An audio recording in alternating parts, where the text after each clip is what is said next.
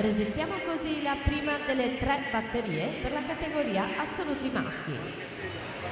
In corsia 2 Mattia Pavan, alla 3 Achille Valerio, alla 4 Mattia Santi, in 5 Michael Carraro, 6 Oliver Jacobsen, alla 7 Filippo Favero. Giulia Arfellini 29,38 su Cecilia Fantinato 29,91.